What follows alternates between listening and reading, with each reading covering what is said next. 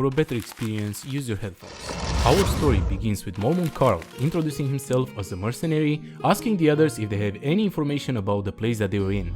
Lyle, a carpenter, replies by saying that he has no memory of where they are or what is going on. Greed joins the conversation, saying that he is running a stall shop in Halcia and he also has no clue of why he's there. A beautiful redhead girl introduces herself as Jaina. She lived in a remote forest before getting teleported there, also saying that she has zero idea of what's happening. Our main protagonist, Han, introduces himself as a farmer, and just like everyone else, he doesn't know anything. In total, 11 people were teleported to that location with no explanation.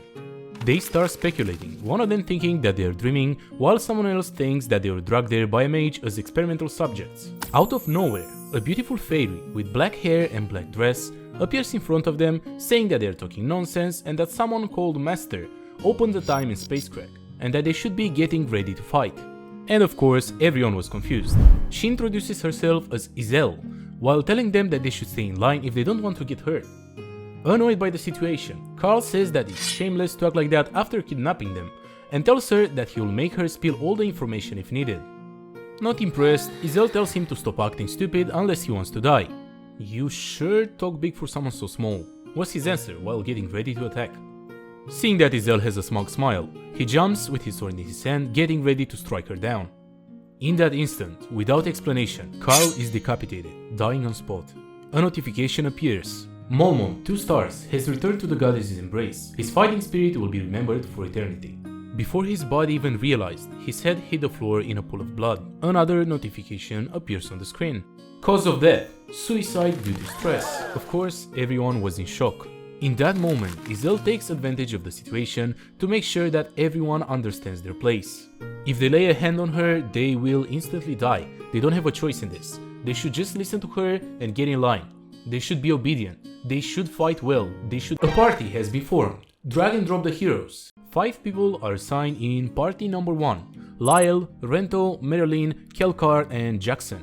Seeing that the master has finally started, Isel urges everyone to get ready while opening the crack of time and space. She instructs the heroes assigned to party number 1 to go in the portal in front of them if they don't want to die. Out of nowhere, Han interrupts her. Knowing that Isel also wants to climb the tower, he asks her to let the master choose the weapons. All of them were 1-star heroes, and without basic weapons it would be basically suicide. While listening to him, Jaina is a bit confused on how does he know all this information. He was acting like he knows something they don't. After thinking about it a bit, she agrees. Out of nowhere, something that resembled a keyboard appeared in front of Isel. "Master, the heroes don't have equipment. How about summoning some for smooth battle ahead?" Apparently, Isel had the power to send tips to the master in form of in-game notifications. After a tense summon for equipment, the party is given weapons. Catching up on his weird behavior, the others ask if Han knows anything about this place. He replies that he doesn't know that much, but what he knows is that they will die if they don't do this properly. Jenna thinks that this is even weirder for him to say that he doesn't know much. That would imply that he still has some information. After instructing everyone to get weapons, Hans tells them that it will be starting soon. Starting soon? What's starting soon? While walking towards the weapon supply, Han says just 2 words: the battle. Scared and confused, without any prior experience using weapons, everyone picks a weapon and gets ready for what is to come. Once everyone had a weapon, Isel instructs them to enter the portal. While getting closer to the portal and touching it, everyone was shocked since they never saw anything like that before. Meanwhile, Jenna is closely watching Han, thinking of what she should do. You know what's going to happen, right? Why do we need weapons? Where are we? What is with that fairy? You have so many questions. Just go into the arena, kill all the enemies, the rest will take care of itself. While talking, Han suddenly sees the notification saying that one of the party members died. Jenna seems a bit confused, almost like she cannot see the notification. Shortly after, 3 more notifications pop up, letting her know that more people died. Still a bit confused, she wants to know what's going on, but Han shuts her up. When she hears the news, Isel is really angry and disappointed that the party didn't even manage to beat floor 1. Without skipping a beat, a new party is formed. Han, Jenna, Dajil, Greet and Kale. Slowly but surely they enter the portal while being cheered by Isel. Once they entered, everyone was shocked. They seem to be in a temple. Main dungeon. The current challenge floor is the first floor. The gate is opening, get ready. 1 second they were in the temple, the next second they were in a vast open space. They start looking around and then in the gorgeous sunset they saw them. Floor 1. Mission type. Subjugation. Objective. Annihilate all your enemies. The moment they saw the goblins, the other 3 members of the party ran away. Because of their fear, everyone lost 30% of their stats, even Jaina. Out of nowhere, an invisible wall blocked the path of the ones trying to run away. Even if they did their best, they were stuck inside. Suddenly, Jaina approaches Han. "Can we get out if we kill those goblins?" Jaina's father was a hunter. She lived in a remote forest. She knew how to use a bow. After getting ready and discussing their plan of action, they decide to ignore the other 3 party members and rely on their own strength. In that moment, all the goblins jump into action, running towards them. Han knew that he never used the sword. He never held a shield. Nonetheless, they had to fight. One of the goblins strikes him with his sword, but Han manages to block the hit. The fight starts. Back in the normal world, we can see Han playing a mobile game called Pick Me Up. The goal of the game is to get on the 100th floor of the tower. You create materials to fortify and support your hero. Use strategy and tactics to clear the tower. Until yesterday, he was living an ordinary life. We are told that each hero can have up to 7 stars, but since Ham is a guy with terrible luck, with thousands of paid gacha pulls, he never got a hero over 5 stars. Pick Me Up has hardcore rules. Even the heroes that you pick up, once they die, they are gone. While making a strategy to advance in the game, Han receives a notification. The Advent Dungeon has opened. After joining, Han gets a warning message which tells him that all his party members are scared and that they lost 30% of their stats. "Why are you guys so scared?" thinks Han while advancing further. Out of nowhere, a level 999 enemy appears and kills all his party. Unimpressed, Han gets to the conclusion that there must be a bug since his party died before he even saw the patterns of the boss. Suddenly, the box looks directly at Han through the phone screen, saying, "Creating your account. Choose your name." In the panic of the moment, he chooses the name NETNG, short form for anything. The tutorial starts and Han finds himself in a burning city with a sword in his hand in Taunia, the ground where humans live alongside other species. An unknown enemy invades this peaceful land. You, Master, if you wish to save the world, climb the tower. Many heroes will join you. Han looks around confused and then suddenly, tutorial quest, take down the goblins that invaded the town.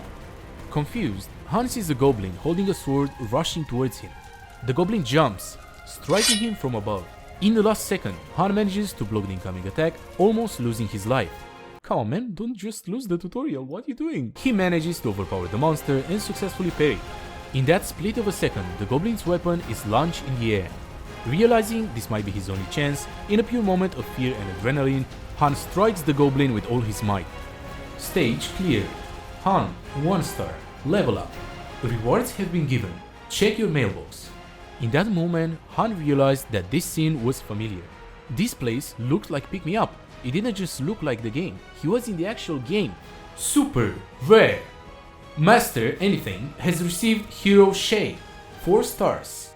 Seeing that Master has summoned another hero, Han realizes that probably he got summoned as well, and that's how he got there. Han and Shay greet each other, and in that moment, Master forms a party with both of them. While Shay had superior skills and tremendous power, Han was struggling to beat even the weakest monsters. Stage clear. Shay, 4 stars, level up. Rewards have been given. Check your mailbox. MVP, Shay. An overwhelming difference. They cleared the dungeon, but the problems just started. The game presented the player, aka Master, a way to enhance heroes. Synthesis. Long story short, you could sacrifice a hero to convert it into experience and power for another hero. Han realized that it's over for him, since he will most likely be the one that gets destroyed in the process. Out of nowhere, Isel appears in front of him, forcing him to advance in the Synthesis Shrine. She realizes that something is wrong since Han knew her name. Han explains that he is a player himself, and after checking the database, Isel realizes that he is from Earth and he should not have been summoned in the first place. Nonetheless, Han is forced to go in the shrine. Master, the synthesis is starting. His arms are swallowed by an intense blue flame, and knowing what it means, Han prepares thinking it's all over for him. Synthesis complete. For an unknown reason, he was not dead, so this is it, says Shay while slowly fading away. In complete shock, Hans tries to understand the situation, while Shay says that she just wasn't chosen, that was all. Smiling, she looks at Han and says, "I'll leave it to you," then disappears into the void. What was going on?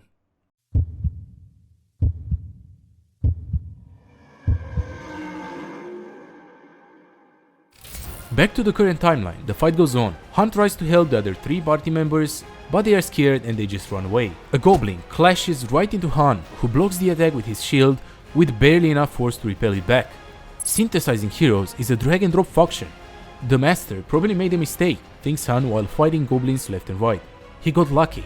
Han checks on Jaina, who managed to kill 2 goblins using her bow. Out of nowhere, a goblin manages to sneak behind Han and bites his shoulder, inflicting a lot of damage. Things were starting to look grim. Full of rage, Han bashes the goblin's head using his shield. In that moment, he has a flashback of that level 999 bugged monster who looked at him and laughed. It must have been that. That thing dragged him there. He messed with the wrong person. The battle was over with Han losing an arm. Jaina is concerned and tries to help him, but Han, knowing that once they get back they get healed, did his best to fight the burning pain he felt in that moment. In this game, there is almost no player control. Because of this, the heroes automatically do most of the combat. Still, this game has 1 million downloads from all over the world. The reason being, you can observe this world like a god. Are you having fun? Said Han while looking at the sky, almost challenging Master. He was also a player who enjoyed the game. He was the 5th place ranked player, Loki, Master of Masters. He decided to accept it. Whining is for the weak, he would not complain anymore. This was the world of Pick Me Up, and he was summoned as a 1-star hero from birth. There were 2 ways for heroes to die. In a battle or being compounded. He was a 1-star only, he had to get stronger or he would be disposed of.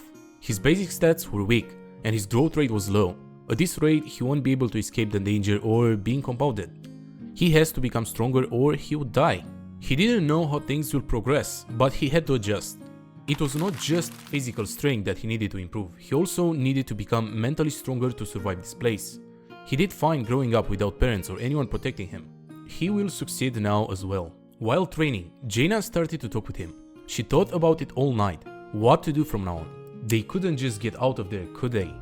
Her father was a hunter, so archery was her hobby. She was not going to be a burden for Han. Nothing would change by whining and crying anyway. Jaina asked if Han knew how to survive the situation. Was yesterday the first time when you had to fight in real life? Asks Han. After she confirmed, Han thinks that she has lower stats than him, but she has unique skills. Even if she was not good because it was her first fight, she still managed to kill a goblin. Also, she was able to move from others' death quickly. And she knows what the goal is. She was a diamond in the rough. Alright, I'll help you, says Han while giving her a hand. In that day, their friendship started. Suddenly, Han starts yelling for Yslat to come out. 1 second later, she appears out of nowhere, asking Han what does he want and to make it quick since she is busy. She says she's not planning to answer any questions and that they have to make their way up to the tower if they are curious. The answer is in the tower. Am I the only one who can see the stats window above your head? Asks Han. Flustered, Yslat tries to pretend that she has no clue of what he is talking about. It says 257, right there. Something was wrong. Han was not supposed to see that. Han realized that he was the only one who could see the game's messages and Master's forged messages. Concerned that the Master would quit the game, since he literally wasted a 4-star hero for a 1-star hero, he asks Yslat what will happen if the Master quits. She replies that he should just pray that he doesn't. Is the time here different from Earth's? Asks Han. Yslat didn't want to give him any information, but he got the answer from her reaction anyways. She was not able to do anything to him as long as he didn't attack her. He had to figure out the rules one by one. Jaina, not being able to see what Han was seeing, asked him about their conversation and learns that they have to go through 100 stages of the tower. Someone, called Master, could give them orders through Yslat. They had to complete the missions he gives. Soon, other people would be summoned by Master to join their party and try to beat the tower. His life depended on the choices he would make, although their lives are in the hands of Master. After a full day of training, they discovered that daily necessities and food are refilled the next day. The results of training were also different. He could now understand some things that he couldn't before. Han realized that the heroes he used to summon while playing may have been human and not AI as he thought. A good master will sort the main heroes into 3 groups. First would be mentally. Masters do not care for heroes who are prone to panicking. Second will be by skills. High-ranking heroes are summoned with their skills already learned, but low-ranking heroes' talents are hidden, so Master has to look for them. Third will be physical capability. That is what Han was trying to improve right now. On the 3rd day of training, welcome to Pick Me Up. Master logged in. Han goes to Jaina and tells her to get ready. Master was summoning new heroes finally. 3 1-star heroes were summoned. Everyone was confused. Since they were running out of time, Jenna yells at them to get ready to fight and that they will be explaining everything to them when they are safe. Yslat appears in front of the portal, which opens with a bright blue light. Han and Jaina take their weapons and prepare themselves the moment they see the portal open. Heroes without weapons will enter the battle with an old iron sword. Since Han didn't have any extra weapons, that had to do. While Yslat tries to make everyone go to the portal, the new summoned heroes are confused and angry on the situation. Jaina tries to calm them down, trying to explain to them what was going on. Han decides to not bother with them, since they will die anyways. Annoyed, Yslat hits all 3 of them, urging them to listen to her like Han and Jaina. The portal opens. With a smile on her face, Yslat waves to them while saying, "Have fun." Floor 2. Duty type. Conquest. Goal. Kill all the enemies. As you'd expect, everyone was scared and confused except Han and Jaina. The enemies, a pack of wolves and goblins, spawned to attack them. The newly summoned heroes instantly lost 30% of their stats due to fear. In a moment of panic, Jaina also loses her stats, but when Han notices, manages to calm her down, laughing a bit at her, asking her if she ate something bad. After yelling at Han for scaring her, she feels a little bit better and they start making the battle plan. Jaina, 1-star, is no longer in a state of fear. Thanks to Han helping her calm down, Jaina got her stats back to 100%. On the other hand, the newbies were no help at all. The enemies charged towards Han in an instant. One of them jumps in the air towards Han with its mouth open, revealing a set of long, sharp fangs. Screaming as hard as he can, Han lunges in front of him, stabbing the wolf through his mouth, but even so, the wolf didn't die because, and I quote, "the weapons are shit." Even so, Han slashes downwards, finishing the wolf. The wolf gets sliced in 2 by Han's strike. Without skipping a beat, he sees another wolf lunging at him. In the last moment, he raises his shield, blocking the attack. Bracing himself, Han tries to strike the wolf, which dodges his attack with no effort. Thanks to his quick reflexes, Han strikes down the wolf in midair, splitting it in 2. Concerned about the goblins, he turns around in a panic just to see that all the goblins are laying dead with countless arrows in them. In a state of panic and adrenaline, Jaina killed even a hedgehog. Seeing her state, Han calms her down. Stage cleared. Han, 1-star, level up. MVP, Han. They get the rewards for clearing the level and get teleported back, even managing to save the rest of the party members. Suddenly, they get a notification that the master decided to send them to the 3rd floor. In the last moments, the master logs off and they sigh in relief. Since last time when Master logged off, he was away for 3 days, Han thought that they now have another 3 more days to train. Now that they were out of danger, the rest of the party members, still confused, gang up on Jaina, trying to learn why did they get teleported there and why do they have to fight.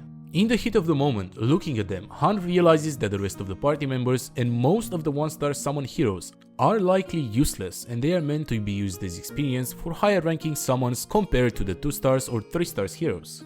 When Jaina asks Han why are they not trying to help them, he says that they have no reason to, and I quote, "help those useless bastards, since they will die soon anyway." Han plans to fight the next level with Jaina by his side and tells the rest of the party members that they can just chill in the backline. One of them, still angry, picks a fight with Han, which punches him in an instant, telling him that while him and Jaina were bleeding, they did nothing to help. In the end, he tried to help them to please Jaina, which made her a bit happier. Now that they were back to safety, training resumed once again. Han's basic swordsmanship has leveled to level 2. Han's basic shield techniques has leveled to level 2. While Han and Jaina were working hard, the other 3 didn't even come to train at all. Jaina shoots a barrage of arrows towards Han, and while using his sword and shield, he tried to repel all of them. When one arrow hits Han in the leg, Jaina gets concerned. Thing is, Han knew that they were not in an actual battle floor and they would just recover any injuries they suffer. Han has obtained pain tolerance. Brushing it off like it was nothing, Han asked Jaina to keep going. If it hurt, that was fine. It meant that he was alive. Hours of training and sparring went by, and their skills leveled up more and more. Welcome to Pick Me Up. Yslat yells at them to come to the square when Master logs in. Hearing that, Jaina stretches a bit, saying that she was itching to do something after all that training. Compared to how driven she was, the rest of the party members tried to talk their way out with Yslat, which didn't really work out. With just one punch, Yslat sends them flying.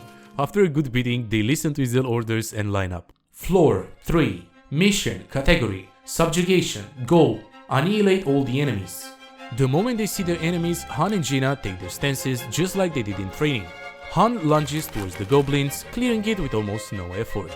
Stage clear. Jaina has leveled up. MVP Jaina. Even if they had no problems clearing the floor, the rest of their party still had no intention to help them. Han did not care that much, since if you don't fight, you don't get experience. Tips: make disobedient heroes run circles, their activity will increase. Floor 1. Will you attempt it again? Out of nowhere, Master decided to send the party members to the first floor again, which Jaina clears with no problems. The Master keeps sending them to fight over and over until they get exhausted from all the fights. Han calms Jaina down, saying that this will end the day. Master, synthesis has started. With a loud noise, the synthesis temple opened its doors. The useless party members notice what's going on and they start to panic. Drag and drop the heroes you want to be sacrificed. Heroes who are sacrificed will die. Knowing what is going to happen, Han realizes that this is a big chance for him. Even if Master is not controlling the game himself, he can still see which characters are fighting and which characters are lazy. Yslat calls out Jaina and Elson to go to the temple. While Han reassures Jaina that nothing is going to happen to her, Elson panics and asks Han what is going on. When he learns that he will be judged for what he's done, he panics even more. The two of them get teleported inside the temple. While Elson is scared shitless, Jaina remains calm. The synthesis starts and a blue fire slowly swallows Elson. Synthesis complete. Jaina, level up. She obtained the skill Eagle's Eye. She exits the temple, confused of what happened to the other person, and then she learns from Han that in this place useless people are sacrificed. Leaving her in shock, Han's turn comes up. When they realize what happened, the last two members of their party are in shock, trying to guess which one of them will die.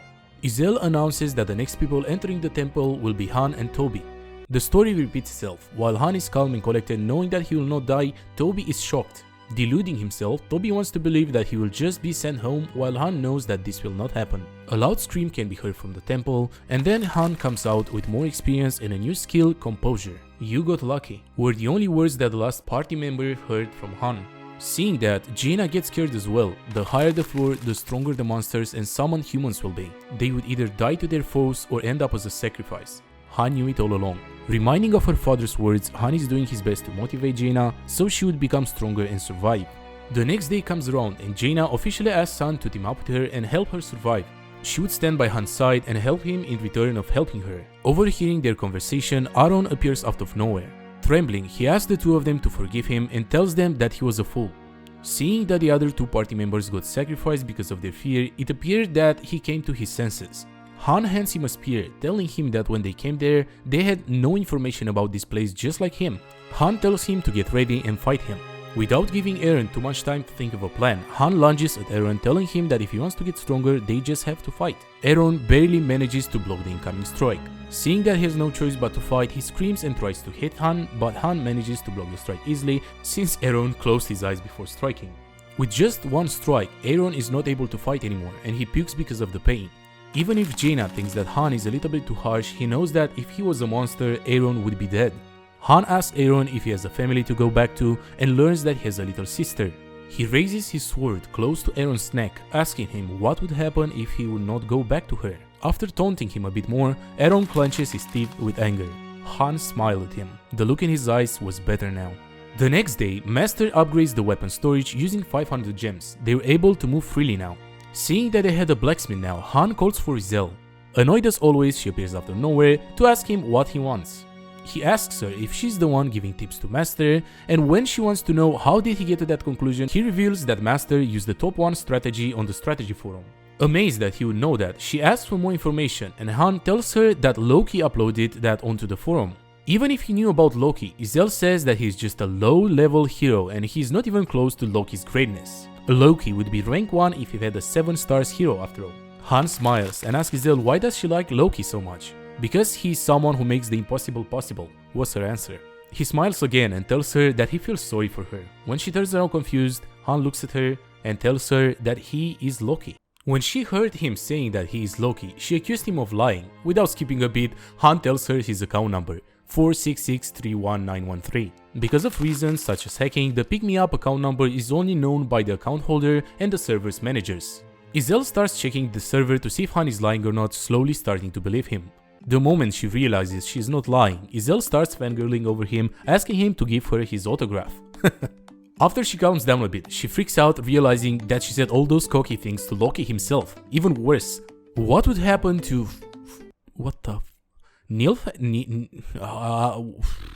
What is that name? Okay, Nilfheimer sounds weird, so I'll just say Nilfheim. Even worse, what would happen to Nilfheim without him? Nilfheim was the name of the launch he had in his account. After going back and forth on the topic of the consequences of him being there, Han asks if the master is human and if the summoned heroes are not AI. He learns that their origin world is a bit different, but they're all human. Master had no idea that they were alive, he was just a player who likes playing the game. Han asks what will happen if he reaches floor 100, will he return to Earth? Sadly, she doesn't know the answer herself. Next question, who brought him there? Again, Yslat could not answer since she didn't know either. Han learns that all launches were basically the same as this one. Long story short, 1 million worlds like this existed. He starts to understand the magnitude of this game the more he talks with Yslat. To think that things in game were the reality of another world, Han makes up his mind and calls for Yslat again. If she wanted to climb the tower, she would have to listen to him, which she was more than happy to do. While Jaina is training with Aaron, Han can't help but notice that she was a genius. She has grown at an unthinkable speed considering that she was a 1-star. She has never held a dagger before, but she figured out the principles quickly. On the other hand, Aaron was sluggish. He could end up dying if things didn't change. While fighting, she even went easy on him. Since Jaina was so close to Han, Yslat gets jealous, but he puts her back to her place, asking her if she shouldn't be working, telling Jaina to not bother with her since she was an idiot. The three of them go to the open deposit, and when doing so, Han finds materials that he could use. He orders Yslat to open the forge, planning to make better weapons. From the conversation with Yslat, Han realized that he's half master, half hero. That would mean that he could go in places where only master could go. She asks Han if he is planning to craft any legendary gear, but he could not do that since they lack the equipment necessary and a blacksmith to do it. The crafting system was basically a puzzle. Luckily, Han was really good at it. Yslat freaks out a bit, thinking about the penalty that he would receive if he fails the minigame, but he stays calm and collected. That was a minigame for masters. Most masters don't do it, but the rewards were spicy. 3 minutes were given. Han starts the crafting process to Yslat's delight, which was fangirling again about seeing the legendary Loki crafting weapons. Huge success. Han has crafted well-forged longsword C-. The process was a success. He repeats the process again and again and again, creating decent weapons for everyone in the party. Even with his skill, all the weapons were all rank C since the materials were bad. He decides to stop making weapons since it would be too conspicuous. He didn't want Master to get suspicious. A new day begins, a new floor has to be cleared. Jaina shoots an arrow straight into an orc's face, killing him on the spot. Floor 4, duty type, conquest, goal, kill all enemies. Jaina is amazed by the quality of the weapons made by Han. The very same weapons might have saved their lives since Master decided to raid with only 3 people. They had to take down harpies and orcs, which was not an easy task. All the enemies rushed towards them in an instant. While fighting, Aaron gets scared, which prompts the notification saying that he lost 30% of his stats because of the fear. Jaina notices Aaron, and before it was too late, she slaps the shit out of him, telling him to get it together. He takes a second to recover from the unexpected hit, and after Han tries to make him focus as well, he takes his stance and focuses on the battle. The 3 of them are fighting the hordes of monsters rushing towards them. After a long fight, stage 4 is cleared and they get their rewards. Aaron is out of breath, barely being able to stand. After his performance, they get a notification that Master has added Aaron to favorites. His hard work was rewarded. He falls on his knees in a victory scream. Back in Nilfheim, 2 of Loki's summoned heroes are talking. It looks like they might have an idea why their Master Loki didn't log in recently. Ceres, a blonde-haired warrior, is leaving the fortress, saying that every minute counts. Yernit, a white-clothed mage, decides that she will leave the investigation to her, including Master's whereabouts. Back to the current game, their lodging has leveled up to level 2, the restaurant has been also finished, the training center has leveled up to level 2, also the square has evolved to level 2 as well. Jaina is in total shock seeing all the renovation. To clear out everyone's confusion, Han tells them that most likely Master used real money to purchase upgrades. He was probably an office worker, it looked like he was doing his research as well, and he was able to spend money on the game. Out of nowhere, they get a notification that Master is summoning 10 more heroes. Everyone turned towards the portal and waited. There were 2 ways to summon in this game, a regular summon which uses gold and advanced summon which uses gems. This time it appeared that 10 heroes of 1 star were summoned. Without skipping a beat, Han points his sword at one of them to make them quiet so he could explain their situation. Yslat appears in front of them and starts asking for their profession.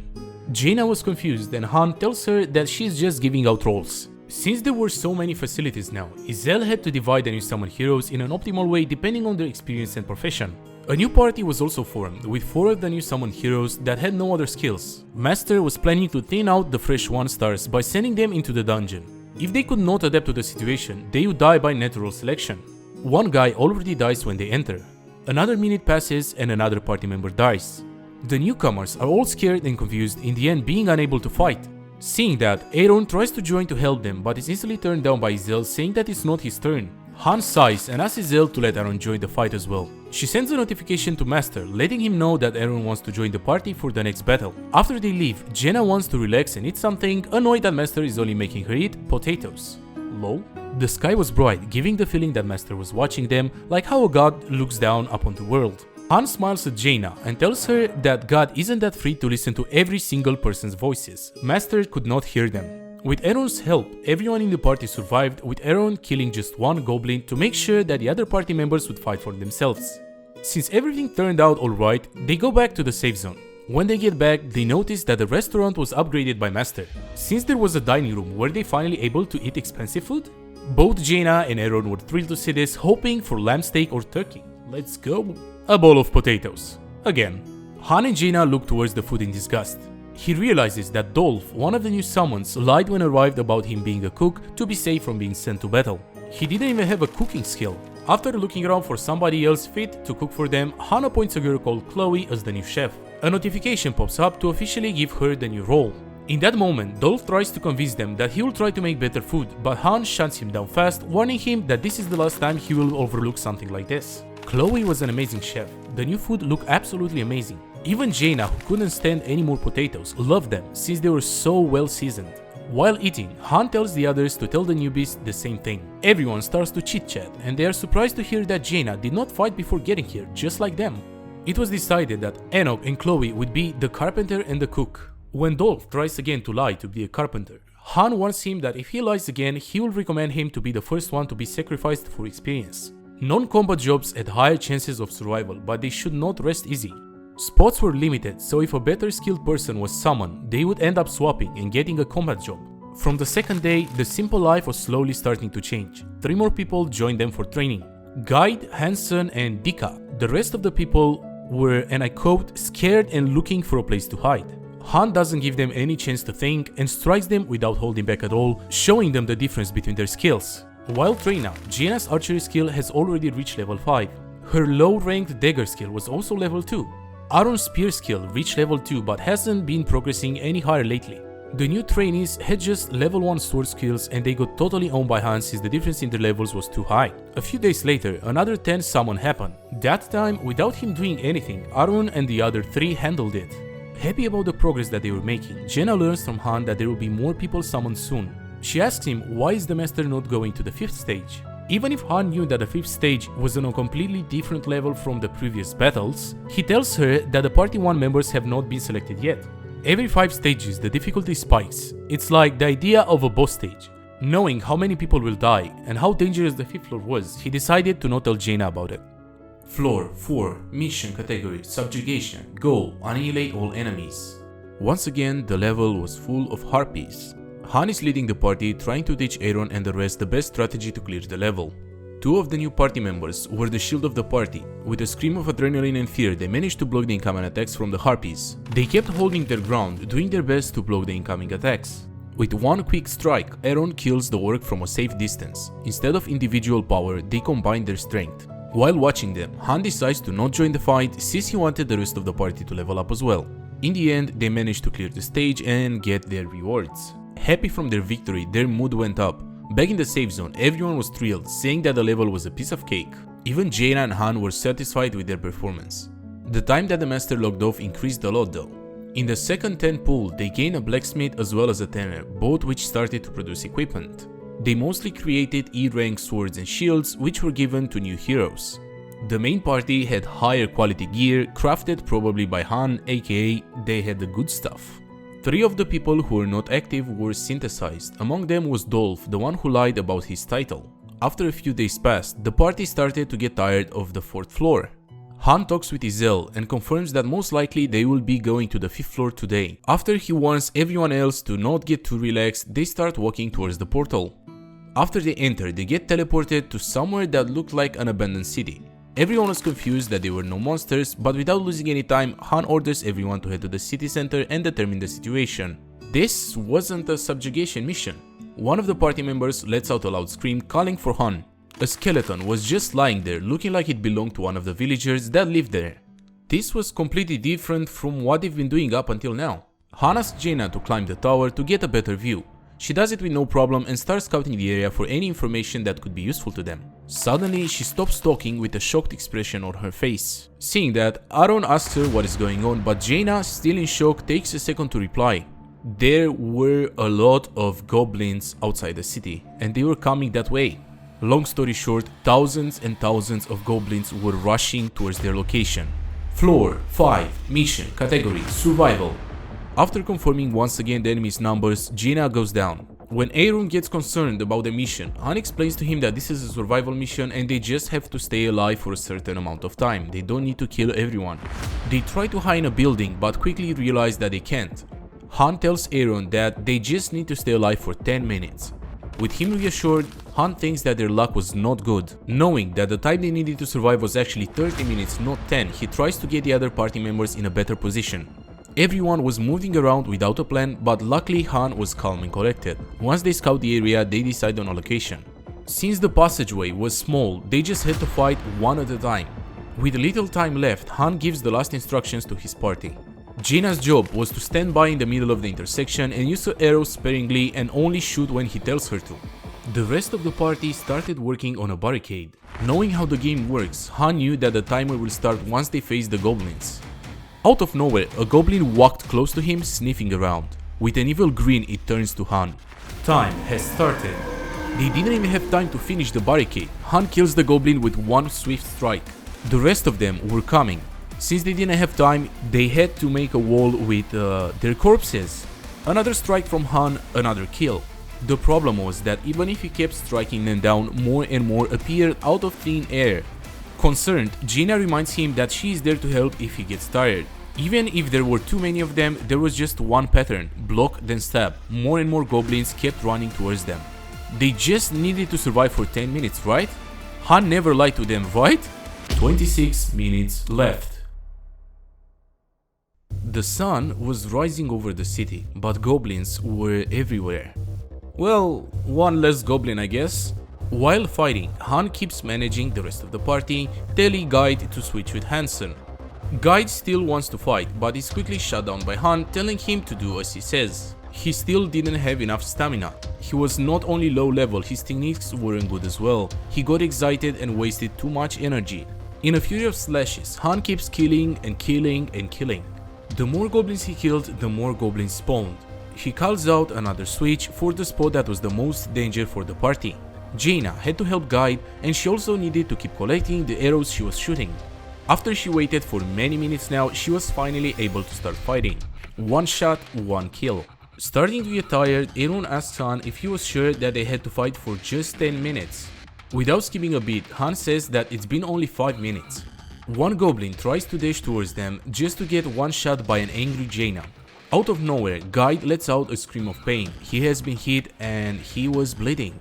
Another switch is instantly called out by Han, trying to remediate the situation. He yells at Guide to stop being a baby, cause he will get healed once they return. Since he was really scared of the situation, his stats dropped by 30%. The situation was looking dire, with the goblins getting closer and closer. Even Han was starting to get tired, but the one that was the most scared out of all of them was Guide.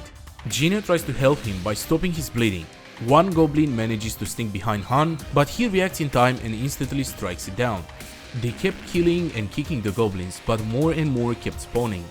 Even worse, one of the swords was blunt now. They didn't have any options, so Han tells Guide to switch even with one arm gone, saying that he needs to get out and repair the sword. Han is doing his best to reassure them that the sword wouldn't be a problem. They could kill the goblins even without the blade on the sword. If the sword didn't work, they just had to use a shield. Another switch is called to swap out with Aaron. With one swift punch, Jaina kills another goblin ready to fight. Han yells that there are 3 more minutes left. They had to hang in there for 3 more minutes. Even if everyone was shocked that this was so fast, another switch is called. One switch after another, Han keeps managing the party the best he could. Jaina is told to help Hansen out. The problem was that she was running out of arrows. Even so, if one of the goblins managed to break through Hansen's side, they would all die. Without skipping a beat, Jaina starts shooting. Her arrows hit the target as usual, killing the goblins in one hit. Or so they thought. In anger, the goblin strikes in front of him, barely missing its target. Exhausted, guides ask Hansen to switch. One dagger and one moment of exhaustion. Guide spits out blood, while Jaina kills the goblin. She tries to get closer to Guide, which falls onto the ground. He was dying. With a scream of anger, Han keeps pushing forward, trying to kill as many enemies as he could. Facing a situation she never faced before, Jaina is starting to panic, asking herself if she should pull out the sword or not. Meanwhile, the rest of the party was starting to get more and more tired, asking for a swap. A goblin lunges forward, trying to hit Han. He barely manages to dodge, his reflexes starting to slow down since he was exhausted as well. He grabs the spear under his shoulder and uses it to push the incoming horde of goblins. He orders Hansen to reposition, hiding the fact that Zid died, trying to save the morale of the team. Zid has returned to the embrace of the goddess. While the rest of the party was fighting, Zid has finally died. Since he was able to see the notification himself, he orders Jaina to ignore him and help the rest of the team. The fight keeps going, forcing Han to rely on his shield to save energy. Closing in to her limit, Jaina asks about the time as well while fighting hordes of enemies. Saying that he's too busy to look at the time, he keeps slashing left and right. The more they fought, the more skills they got, but, and I quote, "these awakenings or whatever don't mean shit if they died." In the heat of the fight, everyone could hear another person screaming in pain. Hansen got hit and was bleeding. Being hit and having to face countless of enemies, Hansen screams for Han to help him since he was afraid to die. With his face covered in tears and blood, he screamed as loud as he could. Exhausted, Han clenches his teeth, trying to decide what to do. Hansen was surrounded by enemies, just a couple of seconds away from dying. In the end, Han tells Jaina and Aaron to move with him, having to sacrifice Hansen to save the rest of the party. Hansen has returned to the embrace of the goddess. The party was on the move, trying to find a better positioning. Even Jaina started to be concerned about them dying there, but Han quickly cuts her off. He tells her to climb the wall behind them. The plan was for all three of them to climb one after another to reach a safer spot. Couple of seconds later, the goblins found them. Han yells at the rest of the party, saying to not use stab. They could not afford to kill just one enemy per attack. With a powerful swing, Han manages to decapitate multiple goblins at once. While this was going on, Jaina managed to climb the wall. Aaron is ordered to climb the wall as well and grab Jaina's hand. Exhausted, he lunges forward and manages to grab her hand. While Jaina and Han manage to get up, Aaron gets stabbed in the foot while trying to escape. Knowing that Aaron could not get any higher, Han jumps into the horde of enemies to save his life. With one strike, he cuts Aaron's leg. With him screaming in pain, we get another notification. Aaron is bleeding, he will lose health at regular intervals. With him being in critical condition, Jaina and Han do their best to pull him up. Under them, the horde of goblins was so big that they started to step on themselves to reach the party. Since she had no arrows left, Jaina had to use Aaron's spear to kill the enemies that were slowly reaching them. This was their last stance, they had to give everything they had since there was nowhere else to run. In a moment of panic, she drops the spear, which gets swallowed by the crowd of enemies. There was way too many of them, they couldn't hold any longer. Han screams that they have only 30 seconds left. He was not lying, they only had to trust him and hold just a bit more. They were almost saved. 32 seconds left. A hand with long claws appear out of nowhere. It grabs Han's shield in order to reach him. His stamina was almost gone, but with adrenaline pumping, he tries to kill the enemy. Out of nowhere, a goblin manages to sneak attack Han and stab him right in his abs. With a smug smile on his face, it knew that he managed to inflict a deadly wound. Full of anger and in pain, Han tries to strike back the goblin. In that moment, the goblin did the smartest thing he could do in that situation. He pulled out the dagger out of Han, inflicting even more pain. Han is bleeding, he will lose health at regular intervals. Jaina is bleeding, she will lose health at regular intervals. It was over. Was he really going to die there, merely on the 5th floor? It was unfair. Why was he struggling like that? This would have never happened on Earth. Why him? Why did it have to be him? His eyes turned red, filled with anger and despair. One strike, many enemies die instantly. This wasn't over, this was only the 5th floor. There is no way that he would die in a place like that. Heads of goblins are flying left and right. Skill awakening, Berserk has been learned. Even breathing was hard, his body was screaming in pain. He sees Jaina looking at him hopeless on the verge of death. Slowly, he gets swallowed by his rage, getting a surge of power, his appearance almost looking like a demon. Even if he would break, he would still not fall. His sword, covered in blood, was slashing left and right, killing all the enemies that got close to him. He was literally unbreakable. The problem was that his sword was not. With goblins floating towards him, he makes one step towards them. Even without a weapon, he didn't plan to stop, he pushed forward. With his sword shattered, his body weakened, wounded and exhausted, Han jumps into the horde of enemies. The time is up. Time is frozen the moment the timer hit 0 seconds. With blood dripping on his face, one of the goblins was half a second away to kill him. Both of them were basically traumatized at this point. Even Aaron was 1 second away from getting killed. Stage clear. Rewards have been sent to your mailbox. Congratulations, Master, you've cleared the 5th floor, the daily dungeon is unlocked. Instantly they drop their weapons. Everyone falls to the ground except Han, who is still trying to recover from the state that he was just in. I think it's pretty safe to say that everyone was in a state of shock. With tears on her face, Jaina starts laughing, happy that the fight was over. Seeing that Han is still processing what just happened, she asks him to lend her hand since she had no strength left. They managed to survive. Okay, breaking character right now, this is so good, dude. I am loving this manga so much. After all that, seeing that Jaina was concerned that the next levels will be way harder than this, Han reassures her that this time was a unique event. It was systemized, so if one of them failed to fulfill their roles, they would all die. If the party would be well established, they would not have any problems surviving. Even if they won, Jaina was still sad about their losses. When they arrive back from the dungeon, they are welcomed by one of the summoned heroes. Bixie's Chloe prepares some delicious food, but where are Zed and Hansen? They died. Pardon? They're dead. Everyone was shocked to hear the news. Master is calling. Anyone who is called, come out. He instantly jumps in his bed, trying to relax a bit. Now that he was thinking about what happened, how did he get that berserk skill in the first place? Composure and berserk can't exist together. He was 100% a bug. It was probably related how he was both a master and a hero. He didn't know for sure, but he decided that he didn't want to think about it, at least not for today. Starting tomorrow, they would get busy. For now, he just needed to rest. A new day on the training ground started. First hour in the morning, Jaina was already training ferociously. Seeing this, Han teases her, asking how comes that this time she was here before him. She didn't want to die, that was all. She gained a lot of skills in the last fight. On top of that, she had talents and she put in effort. Compared to her, Aaron went through all that trouble and wasn't able to gain a single skill. Han's growth was limited to 5.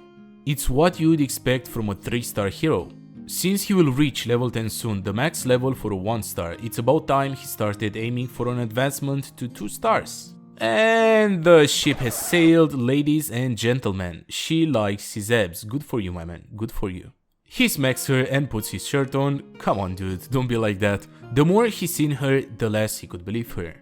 How could she act so shamelessly like this after experiencing something like the previous day? For some reason, Aaron was not on the training grounds. He tells her to let him be, and even if he was passionate about training, he was probably sulking in his room. Aaron was doing good, not like the other guys who do it half-heartedly. The rest of the summoned people were barely putting in work just to avoid getting synthesized. Out of nowhere, Aaron pops up and apologizes for being late. He was affected by the previous day as expected. If he was just a bit stronger, maybe those two would have lived. They died because they were weak. This is all there is to it. It has been a month since they came to this world. Probably 10 days in Earth time. To say that Yslat was thrilled about Han's achievements is an understatement. Jaina asks him why does she act like that, but he tells her that it's a trade secret. He saves the rest of the people by telling Yslat to calm down a bit.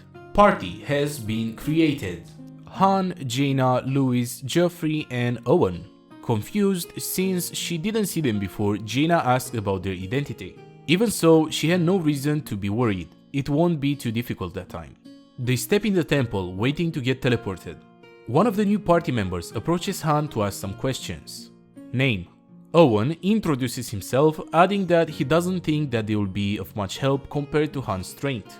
No worries, they won't be fighting. Party has entered Daily Dungeon, Kinat Forest, super easy. They will return after acquiring materials. Remembering what happened on the 5th floor, Jaina is already on edge. Han, what the heck, my dude? This place was called a Daily Dungeon. It was a place to collect materials. Looking towards a purple portal, he instructs everyone to think of it as their shopping basket. Just throw all the materials they collect into there. Han has collected 3 branch. Right when Jaina was hoping that they didn't have to fight, Han tells her that she is different from the rest and they are going to hunt. Wait, did that mean that she could finally eat meat? What do they hunt? Wild boars? Deers? Rabbits? A majestic magical creature can be seen peacefully eating grass. Jaina is already drooling, thinking about the food that they will be eating. Neck. After killing it, she is asked by Han if she knows how to butcher it, and she replies that she does. While casually harvesting the meat from the dead animal, she explains the process like a 2012 YouTube tutorial. Han is pretty much speechless. Leaving her to finish the job, Han leaves to hunt on his own. A beautiful waterfall can be seen surrounded by hundreds of shiny flowers. About 30 minutes left. In that moment, he spots his target. Queen of the Forest, a rare monster that appears on the days of forest dungeons. The low-grade attribute stone it has is used as materials for advancement. He quickly jumps towards his prey. The deer notices him, but it was too late. 1 strike, 1 kill. Seeing one of them die, the other minion charges towards Han. In 2 seconds, with multiple fast-paced strikes, he kills the other minion. Quote, "All your boyfriends are dead, how bad do you feel?" I never thought I would say this sentence in my entire life, okay? The queen was mad. With light in his eyes, Han points his sword towards her. Come at me. Back to their initial spawn, the rest of the party was still searching for materials. Suddenly, one of them screams in terror, saying that he sees a monster. The other guy watches closer and realizes that he was wrong. It was Han getting back from his hunt, looking badass as fuck. He drops the corpse of the queen on the ground. Han asks Jaina to help him with carving the meat since he was a bit tired, but to be honest, I think he just doesn't like to carve meat. While he was hunting, Jaina also managed to hunt 2 deer and 1 boar. Everyone in the waiting room should be able to eat as much as they want. Curious why Han brought the whole head, she learns that he couldn't cut off the horn, which was an important material. While casually butchering the kill, with a smile on her face, Jaina acquires and awakens a skill once again. It seemed like her advancement will go well. Back to the lobby, everyone was in the canteen. How long has it been since they had meat? With everyone excited and eating, Han tells Jaina to follow him if she is done eating. They form a temporary party and join another dungeon. The plan was to try to gather as many materials as they could to make Jaina stronger. Jaina takes 1 step to get a closer look to the place that they were in. A gorgeous scenery was in front of them. The sun was slowly rising and the wind was gentle. In that moment, Han notices multiple red-colored flowers called the Plant of Life. He's seen those in a drawing. They were the main ingredient for making recovery potions. A little bit later that day, the party was fighting a giant wolf with long fangs. They made quick work of it since both Jaina and Han had really high stats. Even Jaina was pleasantly surprised to see how easy it was to kill it. Since they didn't know if the others would smell the blood, he tells Jaina to hurry, which she complies happily. After killing it, Han was trying to decide on the best way to use the materials they got. While casually being covered in blood, Jaina says that this area was actually pretty peaceful. She wished it could always be like this, hunting and gathering plants. There was food and a place to sleep. Realizing that he was also a former master, Han feels a little bit weird since Jaina wished the master would never come. Did the guys from Nilfheim also think like that about him? Overthinking a bit, he asks Jaina how does she truly feel. Does she not want to fight? She calmly replies to his question with another question. Why wasn't he going to the other roles? If he is able to push forward, so will she. Han smiles hearing her answer, knowing that his impression of Jaina was just confirmed. A few days later. Floor 6, quest type, exploration. Dika, 1 star, joining the party. It looked like they weren't doing a daily dungeon today. A search quest, another situation that rarely appears. Han tells Aaron to stay low since this mission required a stealth approach. All 3 of them just drop to the ground like chickens, surprising Han, who tells them he said to stay low, not to lie down. Lol. They would clear this level once they fulfilled the conditions. A group of goblins was in front of them. It appeared as they were their target. Before engaging in combat, they noticed that one of them has a blown horn. That means they had allies that they could call for help. Jaina climbs a tree and spots a goblin village in the distance. It seemed like it was a trap. About 100 goblins were gathered there. They planned to ambush them if they engage in battle. Looking at the 3 goblins, they started discussing the plan to engage in combat, with Jaina and Aaron targeting 1 goblin each. As for Dika, his order was to help them if anything happened. 1 arrow is shot, splitting the sky with high speed going towards its target. 1 headshot and the first goblin dies. Aaron jumps behind the second goblin and pierces his head, killing him on spot. When the third goblin tries to blow the horn, Han was already behind him. He couldn't let him call for reinforcements. Once they killed all 3 goblins, they got the notification that they cleared the level.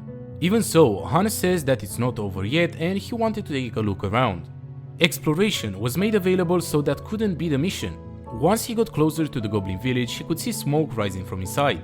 Some of the goblins were struggling to tame a wolf. Han approached with care, doing his best to not be found while learning more about the goblin habitat. One of them turns around looking right at Han, which has disappeared instantly without a trace. The party has returned. When Jaina asked about his sudden departure, he shrugs her off, saying that he just wanted to take a look. The linked quests that start with exploration like that are known as streams. Being able to analyze streams would depend on how competent the master is. While deep in thought, Chloe rushes him, saying that they were in big trouble. Apparently, some strange people came by. They felt a little different. They had weapons and something about them was off. They were here, high-ranked heroes. After talking with Izel, Han confirms his thoughts. Master brought the newbie potent package. He reassures Chloe that they won't do anything to them and she can just go back to the kitchen. Nothing was going to change just because some unique newbies were here. Later that day, one of the newly summoned heroes was calmly watching everyone. Jane appears out of nowhere, trying to talk with her. Without skipping a beat, she introduces herself to the new girl, asking her name. Her name was Edis Kellan. Without a care in the world, Jenna introduces that good-looking guy as Han, who quickly shuts her off.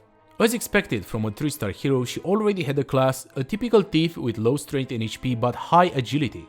Han approaches Edis to have a talk with her.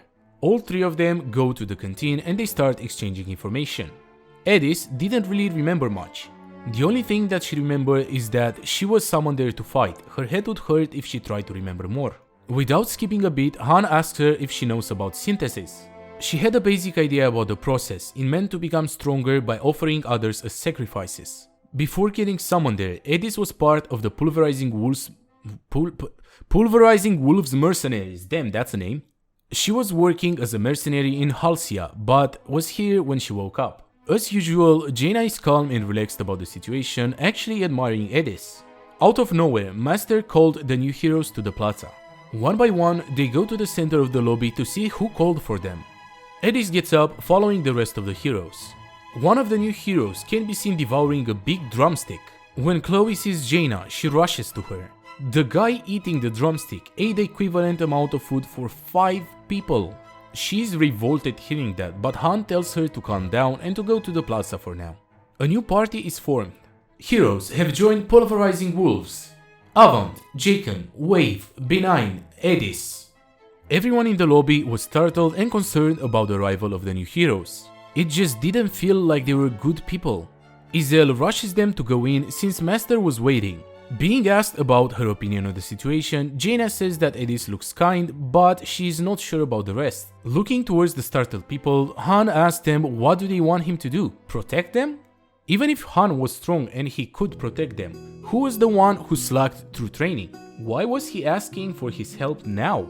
Everyone was in shock, but the truth was none of them were even close to Dika's level. All they did was act like they were training. Having enough of them, Han tells them to get lost before he gets angry. Seeing Aaron's expression, Han tells him to not pity them. While he had his leg cut off and bleeding, those guys were slacking and sleeping. Dika comes out of nowhere with his face full of bruises. They just had a simple duel, that was all. Seeing the shape that they're in, Han tells them to go rest. When asked why she wasn't going as well, Jaina pretends that she's deaf, whistling away. Stage clear. The new party returns from the dungeon, having absolutely no problem clearing it.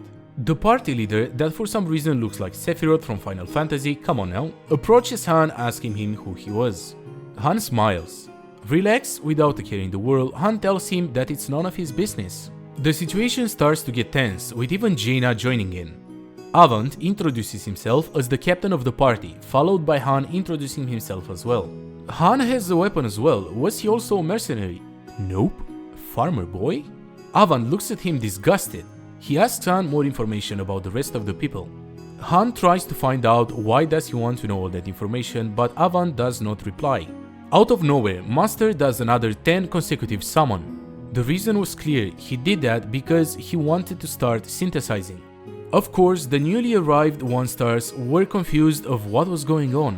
When some of them tried to resist because of the lack of information, one of the mercenary members grabs him by the neck. Jaina is in shock since they just arrived. Was Master really going to synthesize them instantly? Without skipping a beat, Jaken looks for the second hero to be synthesized. After finding him, he drags both of them into the temple to be killed. Jaina was getting angrier and angrier. This was a great mistake. After the process is done, Jaken comes out of the temple stronger than before. Seeing this, the rest of the newly summoned heroes started to panic, begging for their lives. The mercenaries dashed towards them to stop them from escaping. Even so, Edis was having second thoughts since she didn't like the situation neither. She closes her eyes, bracing herself. It was either them or her, she thinks for herself while pulling her dagger out. Seeing the situation, Han orders Izel to send a tip to Master, trying to convince him to not synthesize heroes instantly. Seeing that, Jaken screams at him, asking who does he think he is to get in their way. Oh boy, here we go. With a smug smile, Han turns towards him. Was he not happy? 1 second later, he raises his axe to strike down Han. Out of nowhere, an arrow barely misses him, going through his beard. She missed on purpose, don't get the wrong idea. Not gonna lie, I'm kinda simping for Jaina right now. Sephiroth, I mean Avant, steps in, escalating the situation even more. He points his sword at Han. Does he know who they are? Of course he does. They are trash. Everyone except Edis looks like they were going to kill Han any minute. In that moment, Izel stops them, warning them of the consequences. Han tells her that this was not forbidden. Hey, be honest, you guys are not mercenaries, right? Thrown back a bit, Avant insists that they were mercenaries who only move if there was a commission. Don't bullshit, you're a thief troop. Avant gets more annoyed by the meaning, warning Han that he will cut him in half. In that moment, Han decides that guys like him will only get in their way. The situation was clear, they needed to be getting rid of. Without hesitating, Han opens the duel. A bit confused, Avant tries to understand what did they even do to him. Just think of this as a crazy dog biting you, says Han while smirking. He knew the type of guys they were. Even if they consumed 1-star heroes, that would not be enough. Right? Almost instantly, Avant understood what Han suggested. Was he trying to say that he would become a sacrifice instead? The bet was simple. Whoever wins would consume the other one. Avant smiles, excited and ready to win this bet. This was interesting. Han orders Jaina to take the rest of the people and go to the residence. Even if she was concerned about him, there was no way he could lose, right? The match would end when one of them surrendered. With a smug smile, he says that he won't kill Han, since he needs a fresh offering. Han turns to Izel, telling her to conceal them so the rest of the party won't interfere. Avant interrupts them, lunging towards Han, eager to strike him down. He was level 2, his strength was already close to level 20. His beginner swordsmanship was already in its 3rd stage. However, instantly Han activates the Berserker skill and gets ready to fight. He dodges the incoming strike and gets behind Avant and instantly grabs him by his hand. Using his second hand, he grabs him by his head and slams him into the ground. Avant could feel the taste of dirt in his mouth while doing his best to recover from the hit. Han slowly pulls out his sword and stabs Avant in the back, who was screaming in agonizing pain. Han tells him to surrender, and when he tries to do so, he gets slammed into the ground even harder, making it impossible to talk. The rest of his party tries to step in to convince Han to stop doing that, but he reminds them how they didn't even consider to let the people escape just before. They try to argue, saying that has nothing to do with that. If Han said it was relevant, it was relevant. This was a duel they both agreed upon, so they had no business butting in. Avant tries to scream as fast as possible that he surrenders, but without missing a beat, Han covers his mouth. He was Han's prey, and I quote, "Don't worry about whether he lives or dies, just go get some sleep." The rest of Avant's party was slowly getting sick of Han's nerve. To annoy them even more, Han turns to Edith, asking them if she was sure that they were named Wolf Mercenaries. That's what they were called in the past. But now, with a smug smile, Han calls them out for being just a bunch of bandits. Turning towards her, he asks Edith what is she doing hanging around with those guys. With her voice trembling, she says that she is just respecting her father's request. He cuts her off, asking her to think carefully, even inviting her to join his side and stop hanging out with these people. Scared and surprised by the offer, she stumbles her words. Jaekan, in a rage of anger, threatens her life when realizing that, and I quote, "she shakes her ass at the enemy." All this time, Avant was struggling on the ground, slowly trying to reach his sword. Even in that situation, he was trying to intimidate Edith as well, asking her if she knows what a traitor's last days are like. With a smug comeback, Han smashes Avant into the ground even more, showing them how his last days look like, being a piece of trash. Oh! Once again, he asks Edith to join his side while Jaekan keeps screaming at her. She was trembling and scared, but still, she makes a decision. Edith, 3 stars, has left the Man-Wolf Mercenaries. To put the nail in the coffin, Han turns to them and says, "I have no reason to see the rest of you. Get lost." With his face to the ground, Avant keeps trying to surrender, but Han teases him, reminding him that he will die if he surrenders. That was it for the rest of his party. They had enough. All 3 of them jump towards Han. This was Han's plan all along. Yslat gets between them, trying to stop the fight. None of the 3 realized what was going to happen. Han won. Goodbye. Yslat looks at them with bloodlust. No second chances. In an instant, all 3 of them get reduced to pieces. After seeing his party get destroyed, Avant finally manages to surrender. Han has been released from the berserk state. In the real world, Master was trying to cancel the duel to save Avant, but Han had no intention of doing so. The situation was the following. Master has summoned special heroes using real-life money. Han killed 4 out of the 5 heroes he summoned. Even so, Han was sure that Master will thank him later. He looks at the sky and Master was looking right back at him, full of anger. Instead of being scared, he looks up and even challenges Master. If he was going to come at him, he better do his worst.